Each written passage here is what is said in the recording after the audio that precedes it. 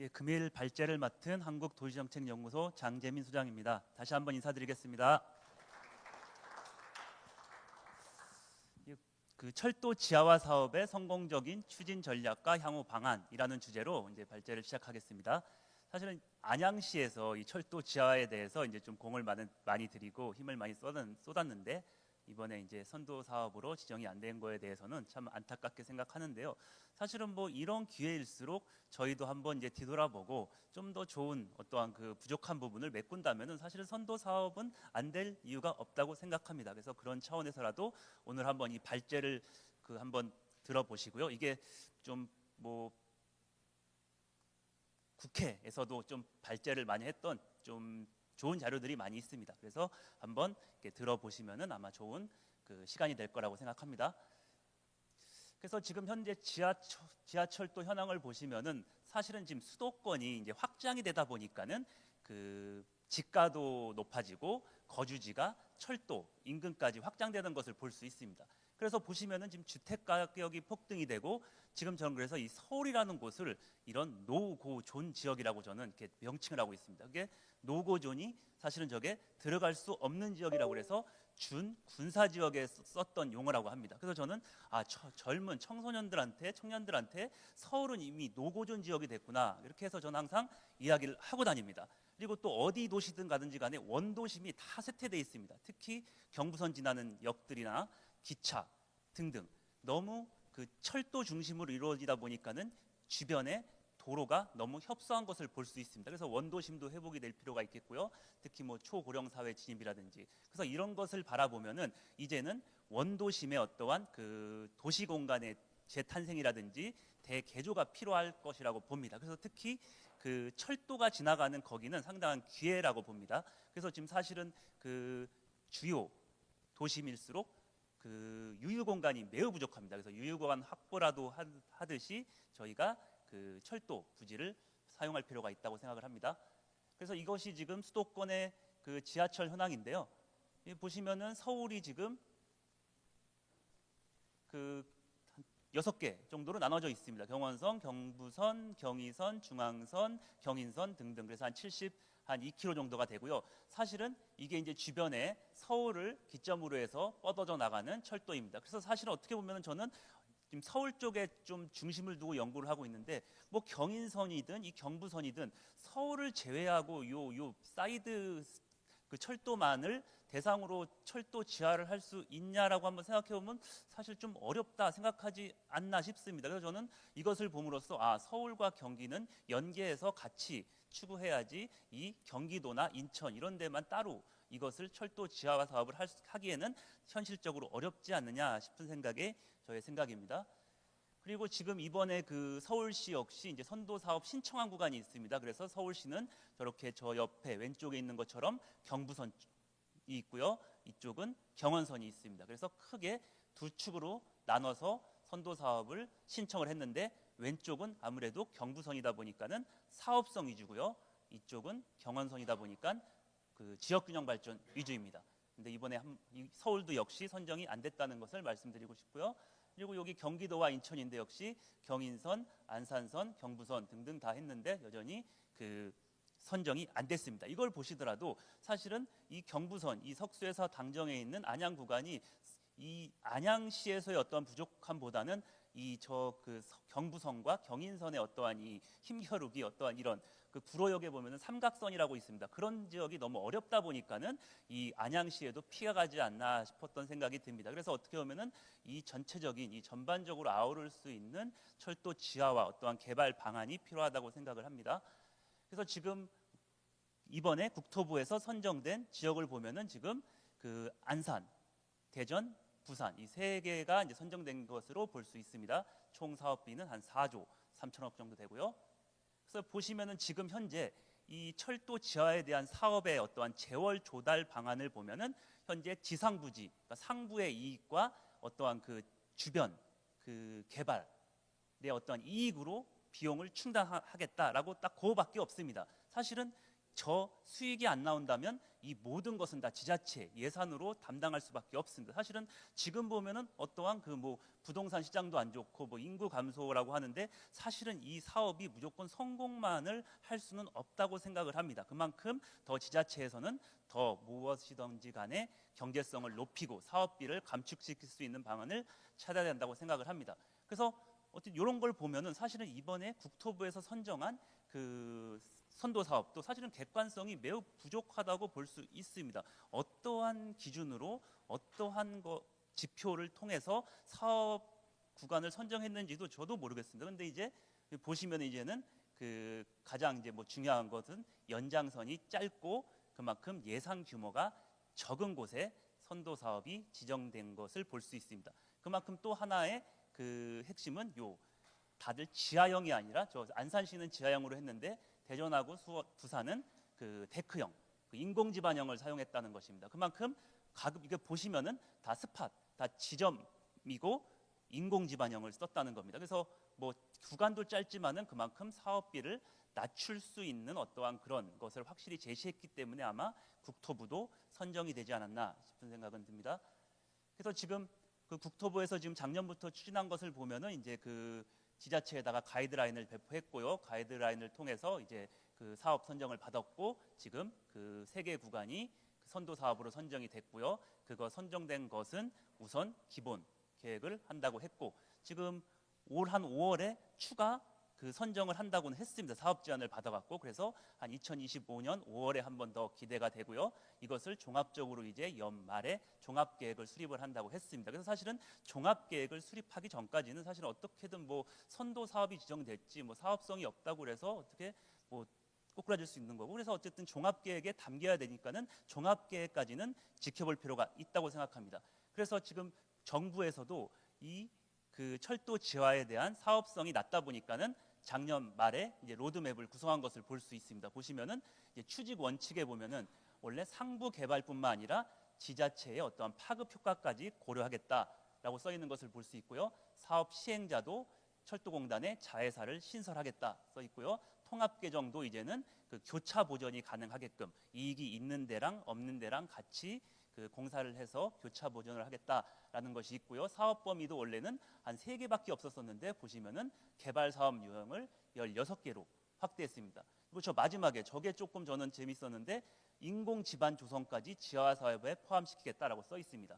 옛날에는 지하화하면 다 철도를 밑으로 넣겠다라고가 아니라 이제는 인공 지반형도 포함시키겠다라고 명시를 해놨습니다. 그래서 이렇게 보시면은 서울 같은 경우에는 워낙 그 복잡하다 보니까는 좀 더 시간이 걸릴 거라고 생각을 합니다. 그래서 이제는 우리가 그 앞단에는 이제 현재까지의 추진 배경을 살펴봤고요. 이제는 그 지하화라는 건설의 특성을 한번 보면은 좀 더 이렇게 이해가 될 수도 있다고 생각을 합니다. 그래서 보시면은 저희가 철도 지하라고 하는 것은 터널형과 데크형 이렇게 두 가지가 있을 수 있습니다. 터널형은 말 그대로 지하로 놓는 것이고 데크형은 인공 지반을 덮어서 만드는 것입니다. 그래서 다들 철도 지하화 하면은 저 왼쪽에 있는 저 터널형을 대부분 생각합니다. 근데 저거가 보기에는 좋지만은 사실은 그 건설비가 우선 매우 높게 들고요.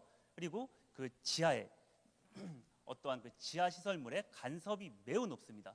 그리고 저것은 또 시작점과 끝점을 선정하기가 매우 어렵습니다. 다들 뭐 지역에 계신 분들이 자기 지역구에서 철도가 위로 올라오는 것을 아마 원하지 않을 것입니다. 그만큼 선정하기도 어려워서 하지만은 이제 터널형을 다 그 선호하고 있다는 것을 말씀드리고요. 또 데크형 같은 경우에는 사실은 좀 그 토지 단절을 없애는 건 좀 무리가 있지만은 그 개발 비용이 낮고요. 그 지하 시설물의 간섭이 적고 또 이제 부분 개발이 가능하고요. 그리고 이제는 해외 사례 같은 경우에도 그 데크형을 주로 많이 사용합니다. 그래서 이번에도 아마 국토부에서도 이 데크형까지 철도 지하화 사업에 포함시키지 않았나 싶은 생각은 듭니다. 그래서 이것이 뭐 국내에서는 그래도 가장 잘 된 사례, 지하형 중에서 가장 잘 된 사례인 연트럴 파크입니다. 그리고 이것은 그래도 우리가 데크형 중에서 그나마 그 유사하다고 말할 수 있는 그 양천구청역 위에 있는 저 임대 아파트 저것을 이제 그나마 그 인공지반형이라고 좀 부르고 있고요. 그래서 이건 해외 사례인데 해외 사례 같은 경우를 보시면은 뭐 철도 역사, 선로 부지, 철도 차량 기지 같은 게 있는데 다들 개발 형태를 보면은 그래도 뭐 철도 역사라든지 뭐 선로 부지는 뭐 지하형을 좀 일부 썼는데 철도 차량 기지 같은 경우는 너무 넓기 때문에 사업화가 너무 어렵기 때문에 다들 데크화로 하는 것을 볼 수 있습니다. 그래서 특히 저런 구로 차량 기지 저런 것을 사실은 지화하기는 매우 어렵거든요. 그래서 그것을 뭐 데크형으로 일부도 할 수도 있는 것이고, 그래서 그런 것에 대해서 좀 더 이제 고민이 필요하지 않을까 싶은 생각은 듭니다. 그래서 해외 사례 같은 경우에는 뭐 대부분이 뭐 많이 보셨듯이 리브고셔라든지 허드슨 야드 다 인공지반형으로 된 사례고요. 그리고 뭐 일본 같은 경우에는 신주쿠역, 미야시타 파크 같은 경우에도 다 선형을 개발해서 만든 이제 공원입니다. 이런 사례들이 있고요. 그래서 또 이제 데크형과 그 터널형이 있듯이 이제 두 번째는 이 대심도에 대해서도 한번 우리가 살펴봐야 될 필요가 있습니다. 그래서 우리가 지금 철도 지어하면은 다 지금 대심도로 넣겠다라고 하지만은 지금 그 지하에는 우리가 1기 때 70년대 만들어졌던 지하철 1, 2, 3, 4호선이 있습니다. 그게 지하철 1기입니다. 그게 보통 지하 1층 많으면 2층까지 들어가고요. 그리고 이후에 만들었던 5, 6, 7, 8호선은 지하 3, 4층을 쓰고 있습니다. 그래서 지금 현재 나오고 있는 그 광역 GTX 신안산선 다 5, 6층으로 들어갑니다. 이미 1, 2, 3, 4, 5, 6층에는 지금 철도가 이미 다 차고 있는데 이것을 또 넣겠다는 것은 한 7, 8층까지 간다는데 이게 공사비도 만만치 않고 요즘에 뭐 지하 침반 뭐 이런 게 너무 많은데 이게 너무 지하로만 간다고 해서 이게 한번 고민을 해볼 필요가 있다고 봅니다. 그나마 이제 경기도권은 나은데 이제 서울이나 특히 지하철이 많이 통과하는 곳은 특별히 주의할 필요가 있다고 생각을 합니다. 그래서 요 한 사례로 청량리 같은 경우에는 청량리역입니다. 청량리 같은 역의 경우에는 한 10개 가까이의 철도가 들어갑니다. GTX도 뭐 BC 들어가고요. 뭐 다 들어갑니다. 그 또 대부분 여의도 인근으로 다들 그 지하철이 뚫리다 보니까 신안산선도 들어가고요. 이 지금 지하에 보면은 아예 그냥 그 철도에 그 엄청 많은 철도가 지나가는 것을 볼 수 있습니다. 이런 게 눈에 안 보이다 보니까 자꾸 지하 하는데 이런 것을 좀 검토를 해보면 아마 저는 이게 이 사업비가 엄청 많이 이제 들어가야지 않을까 싶은 생각은 듭니다. 그래서 지금 현재 뭐 수서역이라든지 서울역에 계획하고 있는데 GTX A, B, A 역사를 보면은 다 한 대합실에서 한 50m까지 가서 한 6, 7분 정도 걸린다 이렇게 지금 나오고 있고요. 그래서 이게 지금 주요 역사에 대한 그 대심도로 예정된 철도입니다. 그래서 지금 역사마다 대심도들이 다 들어가고 있는데 이 대심도 지금 빨간색이 이 대심도라고 하면 이 밑에 들어가야 되는데 과연 이 밑으로 이제 철도가 들어가는 것이 맞냐라는 싶은 생각은 일부 듭니다. 특히 공사비라든지 좀 위험 부담이 더 높아지지 않나 싶은 생각은 듭니다. 그래서 요것이 이제는 뭐 아직 제가 경기도 것까지는 분석을 안 해봤지만은 이제 서울시 겁니다. 서울시의 전반적인 제가 사업성을 한번 그 사업비를 산출된 거로 갖고 와봤는데요. 2013년도에 보시면 서울시 전체적으로 철도 지하를 한다라고 보니까는 저 32조 6천억이라고 써 있습니다. 그 밑에는 차량 기지 조성 비용은 제외라고 32조가 넘게 감에도 불구하고 이번에 선도 사업 신청한 곳은 26조 원으로 깎였습니다. 공사비도 높게 들고 더 높아지면 높지 저렇게 낮게 되는 게 과연 저런 게 그 사업비에 대한 산출의 객관성이 어디서 갖고 왔는지 그냥 사업성만 보여주기 위한 것인지 사실은 객관적인 증거가 하나도 없습니다. 사실은 제가 아까 말씀드린 것처럼 사업비는 증가될 수밖에 없고요. 대심도는 들어가면 들어갈수록 공사비가 매우 높아질 겁니다. 그런데 이런 것은 전혀 생각 안 하고 무조건 사업성이 높다. 그래서 이 보시면은 서울 같은 경우에도 경부선은 높다. 뭐 경원선은 낮다. 과연 저것을 담보할 수 있는 사람이 있을까 싶은 생각은 듭니다. 그래서 요런 좀 사업비 같은 경우에도 한번 좀 더 제대로 좀 그 집안 형식이나 이런 것을 좀 보면서 좀 살펴볼 필요가 있다고 생각을 합니다. 그래서 뭐 여기까지고요. 그래서 제가 그래서 이제 사업의 성공적인 추진을 위한 전략 방안을 제가 한 4가지 정도로 이렇게 한번 요약을 해봤습니다. 첫 번째는 우선 철도 지하화 사업의 재정립입니다. 개념의 재정립. 저희가 철도 지하화하면은 그냥 철도를 지하로 넣는다 정도밖에 생각을 안 하지만은 이제는 철도 공간으로 인해서 도심의 대개조가 필요하지 않느냐 싶은 생각은 들고요. 두 번째, 지하부 역시 수익성을 창출할 수 있는 구조를 마련해야 됩니다. 지금 현재 지상부밖에 수익을 많이 창출하지 않는다고 하지만 지하부도 수익성 창출을 위해서 노력해야겠고요. 그리고 총 사업비 감소. 그래서 지상부지는 최대한 수익을 극대화하고 건설비는 최대한 감소하는 방향. 그리고 네 번째는 특히 저거죠. 철도는 아무래도 공공 그 수단이다 보니까는 공공성을 확보하기 위한 지원 방안이 필요하다. 사실은 저 이거 말고라도 네 번째는 사실은 뭐 지자체에서도 부담할 수 없고 저는 국비도 사실은 저런 데는 일부 투입이 돼야 될 것 같은데 과연 4번에 대한 나중에 그 부작용이 매우 클 거라고 봅니다. 그래서 한 번씩 하나씩 짚고 넘어가 보겠습니다. 그래서 지금 그 철도 지하화에 대한 사업의 재정립이라고 해서 지금 저희가 이제는 이게 언더시티를 활용한 지상철도 인근 도시기능 회복입니다. 사실은 이것은 저기 있는 것처럼 그 더불어 서울시당에서 이제 용역을 했던 건데 이제 제가 총 책임을 맡았고 거기에서 이제 갖고 온 하나의 사업성 개념입니다. 그래서 보시면은 이제 이것은 사업이라는 게 이제 개발 사업이 아니라 이 철도 지하화는 분명 회복 사업이다. 도시의 기능을 회복시키는 사업이다라고 제가 이제 명시를 했고요. 그래서 리커버리라는 단어에는 회복이라는 단어에는 회복, 복구, 회수 이렇게 세 개의 뜻이 있습니다. 그래서 회복 같은 경우에는 이 도시의 불균형, 지역 단절된 거를 회복을 하는 거다. 두 번째는 복구는 철도로 인해서 단절된 복구, 낙후된 데 이런 것을 가는 것이고요.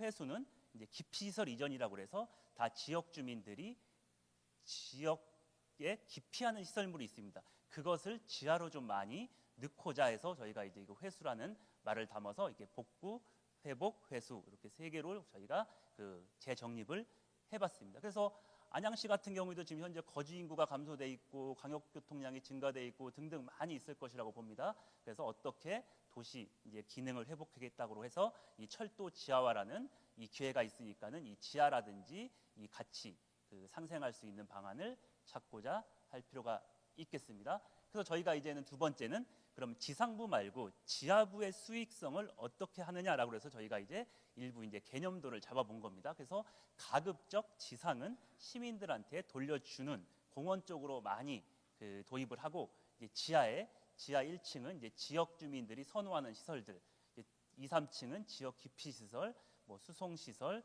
마지막에는 저장 시설 이런 쪽으로 해서 저희가 지하 복합 공간 개발, 뭐 지하 복합 도시 이런 것도 이미 준비를 해야 되지 않나 싶은 생각이 듭니다. 왜냐하면 지금 어디든 뭐 서울이든 어디든 다 지역은 낙후되어 있고 뭐 기후 변화라든지 공간은 많이 부족하다 보니까는 이제는 뭐 공간을 지하 복합으로 해서 준비할 필요가 있다고 생각을 합니다.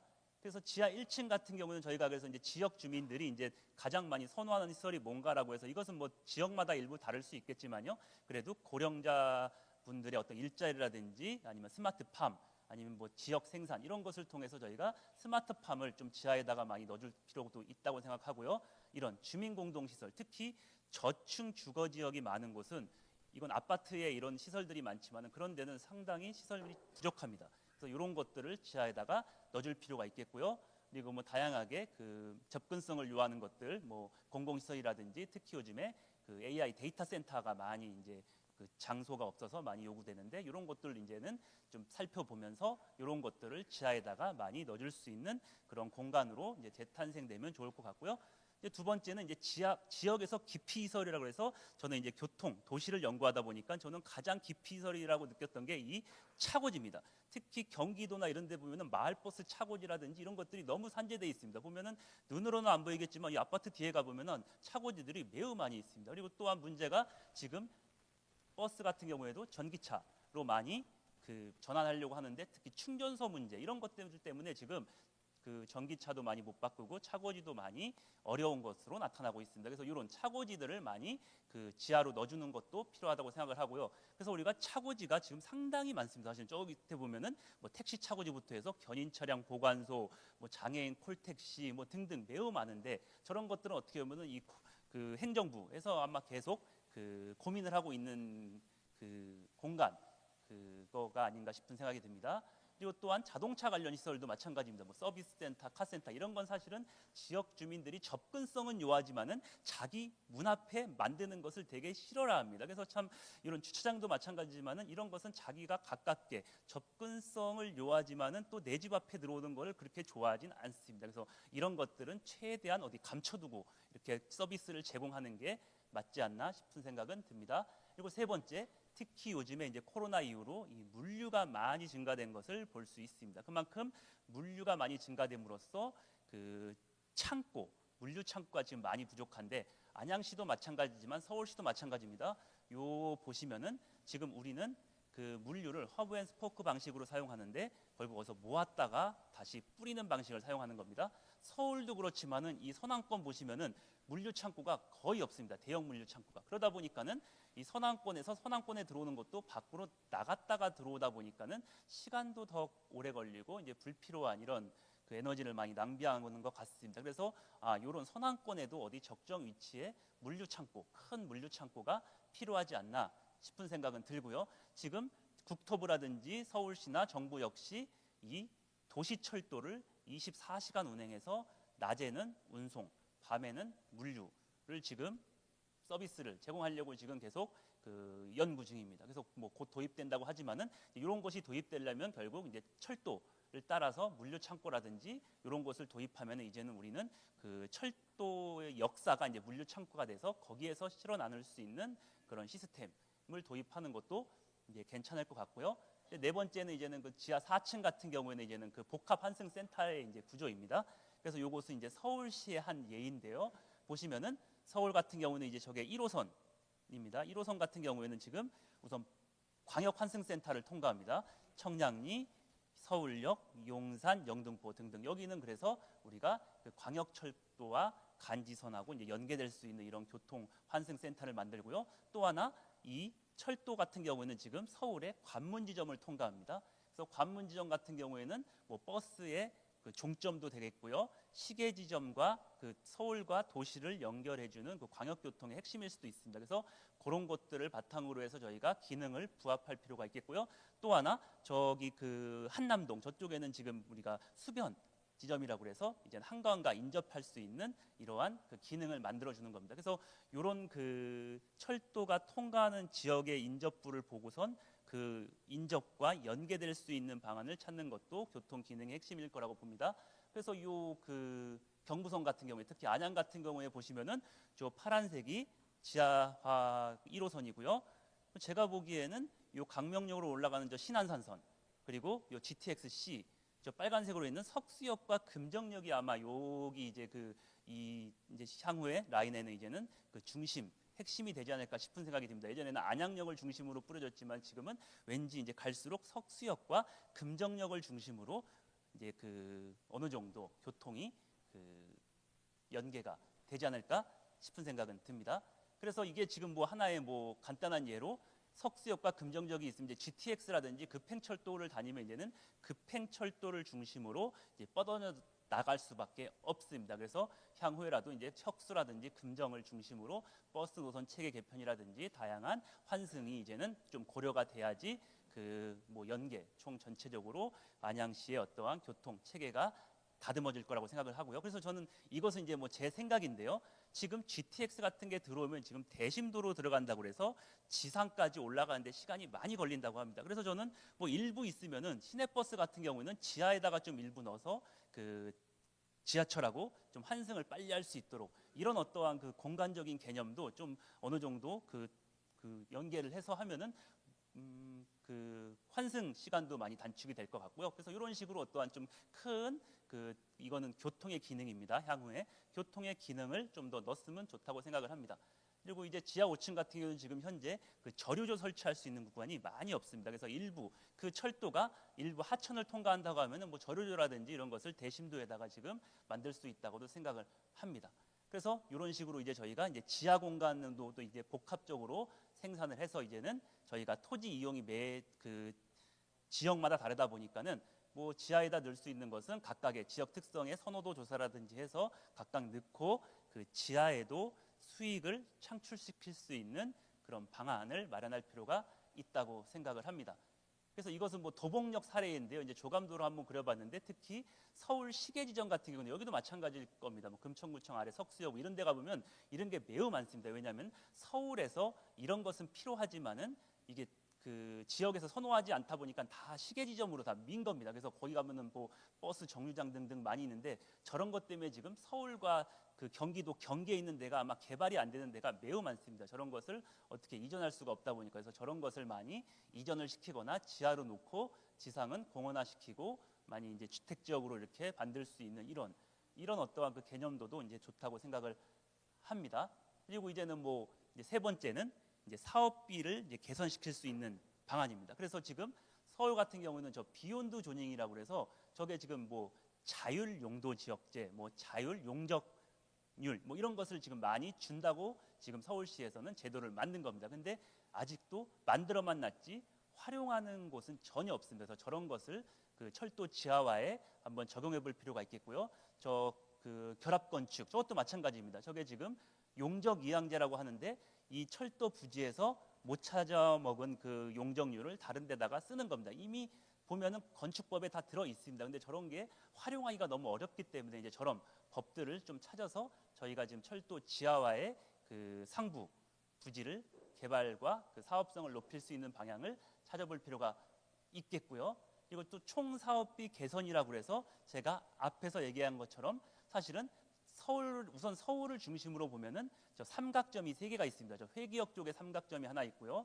경원선하고 중앙선이 나눠지는데 저기 용산하고 경원선 나눠지는데 구로, 경인선, 경부선 저 세 개 지점은 정말 그 공사하기가 매우 어렵습니다. 왜냐하면 아까 말씀드린 것처럼 철도 그 차량 기지가 들어있기 때문에 매우 어렵습니다. 그래서 저런 데를 좀 뭐 데크형이라든지 지하형을 좀 뭐 혼합형을 쓰든 어떻게 쓰든 사업비를 낮추거나 좀 현실성 있는 대안을 찾아야지 그래도 경부선이든 경인선이든 어디든 이렇게 연계성이 있지 않을까 싶은 생각은 들고요. 그래서 뭐 예로 든 겁니다. 예로. 그래서 뭐 구로역 같은 경우에 보면은 저 지금 보시면은 이쪽 삼각선이다 보니까는 저기를 다 지하로 한다고 하는데 눈으로 봐도 너무 어렵지 않을까 싶은 생각은 듭니다. 그래서 뭐 예를 들어서 이 그 구로 같은 경우에는 사실은 뭐 경부선이다 그러면 사실은 서울에서 내려오는 경부선만 지하로 내리면 되거든요. 모든 철도 기지를 다 내릴 필요가 없이 그래서 그런 선들만 지하로 내려서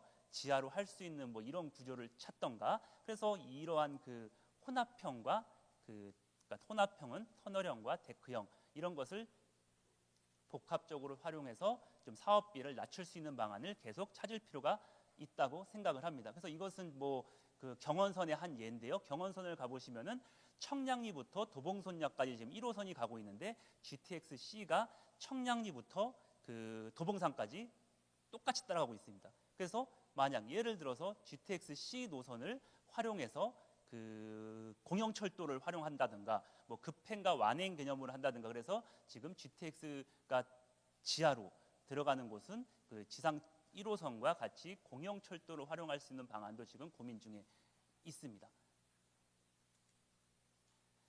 그래서 이제 마지막으로는 이제는 국비 지원 및 기금 마련이 필요하지 않나 싶은 생각은 드는데요. 그래서 보시면은 우선은 철도 지하화에 대한 사업 추진입니다. 우리가 이 사업 추진을 우선은 뭐 간단하게 생각해서 보시면은 사업성 검토를 할 때 뭐 비용이라고 하면은 뭐 지상부 건설 비용, 지하부 건설 비용 이렇게 우리가 생각을 할 것이고요. 그리고 두 번째 이거에 대한 수익은 뭐 지상부 수익, 지하부 수익, 지방세, 뭐 분담금, 뭐 주변부 토지 가치 창출 등에서 여기까지만 사실은 생각하는 게 일반적인 론인데 사실은 이 아래에 있는 것처럼 이 위험 부담이라는 게 상당히 도래하고 있습니다. 보시면은 대심도 건설의 난이도 그 파보면은 이게 지금 엄청난 저는 건설비가 더 많이 요구된다고 생각을 하고요. 그리고 두 번째 전 저게 가장 핵심이라고 보는데요. 미래 철도망 계획 반영이라고 그랬어요. 지금 철도라는 게 지금 현재 이 라인 하나를 밑으로 넣는다고 해서 끝나는 게 아니라 이것은 장내 교통망을 반영을 해야 됩니다. 그만큼 용량을 늘리고 뭐 단선인 건 복선으로 가고 그런 비용을 넣어줘야 되는데 저런 비용까지 지금 그 철도 지하에다 포함시키겠다? 전혀 국비는 전혀 들어가지 않겠다? 과연 저런 것을 해줄 수 있는 사업자들이 과연 있을까 싶습니다. 그래서 저런 미래 계획형 저런 것은 특히 이 지역을 복합 환승센터로 만들겠다. 그거는 분명히 국가에서 해야 될 일인데 어떻게 보면 지자체나 민간 사업자한테 약간 떠미는 느낌도 듭니다. 그래서 저런 미래 철도망 계획 같은 것을 반영하려면 분명히 국비가 지원돼야 된다고 보고요. 또한 사실은 이것이 또 철도 지하라고 하는 것은 공공성이 확보가 돼야 됩니다. 일부 공공성이 확보돼야지 여기도 또 뭐 건물만 들어선다고 하면은 아마 시민들이 원하지 않을 수가 있습니다. 그래서 저런 것에 대한 일부 공공성이라든지 이런 것은 이제 그 국비나 어쨌든 어느 정도 정부에서 그 어느 정도 그 반영할 필요가 있겠고요.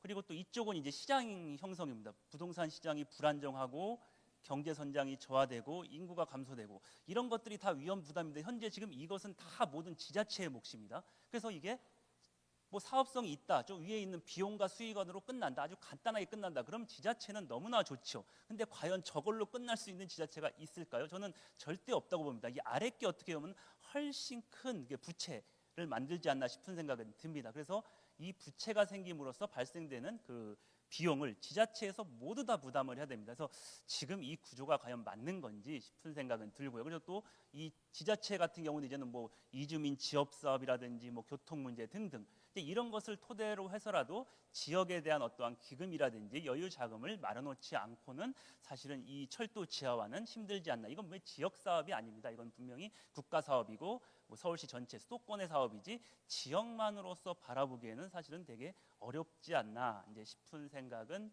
이제 듭니다. 그래서 우선 여기까지는 제가 이제 그 철도 지하에 대한 발주였고요. 자, 그래서 이렇게 좀 저는 이제 그래도 이제 그 국회라든지 이제 여기 가서 좀 제가 의원님들한테 좀 이런 말씀을 많이 드립니다. 이것이 이제는 어떻게 보면은 되게 재미난 이제 그래프가 될 수 있겠는데요. 지금 제가 이제 안양시도 한번 분석을 해본 겁니다. 저 위에 보시면 안양시 인구가 지금 60만 명에서 한 54만 명까지 이렇게 쭉 떨어지고 있습니다. 보시면은 그래서 이게 연령별로 어떤 사람들이 그 빠져갈까 보지만은 저 젊은 사람들, 저 33%까지 빠졌네요. 20대는 뭐 38%, 21% 등등 가장 높게 지금 60, 90세가 82%가 증가됐습니다. 그만큼 이제 고령화 지역이라고 이제 딱 봐도 눈으로 보이고요. 왜 젊은 사람들이 이렇게 많이 빠져나갈까 싶은 생각은 감 들지만은 지금 각각 연령대별로 우리 그 선호하는 정책 방향이라는 게 있습니다. 당연히 그 젊은 사람들은 뭐 그 교육이라든지 어떠한 뭐 실업이라든지 실업률, 뭐 직장 이런 것을 많이 원하겠죠. 그리고 이 신혼부부들은 어떠한 그런 그 주택, 뭐 안전한 주택 이런 것을 원하겠고요. 이제 어리신 분들은 뭐 일자리, 뭐 의료 서비스, 지하철 무료 등등 이런 게 되다 보니까는 너무 정책 방향이 이쪽으로 흘러가지 않나 이제 싶은 생각이 듭니다. 그래서 이것이 감으로만 이렇게 하는 게 아니라 이게 제일 중요한 게 뭐냐면 이게 예산입니다. 예산 한번 보십시오. 저 지금 한 8천억에서 지금 1.5초까지 이렇게 올라갔는데 보시면은 지금 사회복지 비용이 차지하는 게 47%입니다. 그만큼 이게 예전부터 보시면은 사회복지 예산이 지금 10년 전과 비교해 보십시오. 이거가 지금 이렇게 가 있고 지금 젊은 사람들이 지금 필요로 하는 곳은 저런 뭐 교통, 뭐 이런 교육 이런 데지만은 다른 데는 그 증감률이 거의 낮고 이 사회복지만 이렇게 높다 보니까는 이게 도시로서의 뭐 어쩔 수 없는 현상이기도 하겠지만은 철도 지하화라든지 좀 도시의 어떠한 그 개조 이런 게 필요하면 그래도 저쪽이라든지 이쪽으로 좀 예산을 좀 많이 확보를 하셔서 좀 더 이제 방향성을 좀 잡아야지 그래도 이 안양이라는 곳이 좀 더 이렇게 도시의 개혁이라든지 젊은 사람들을 이제 끌어들일 수 있는 그런 지역이 되지 않나 이제 싶은 생각이 듭니다. 예. 제가 오늘 여기까지는 이제 발제를 마치겠고요. 예, 다음으로 넘기겠습니다. 감사합니다.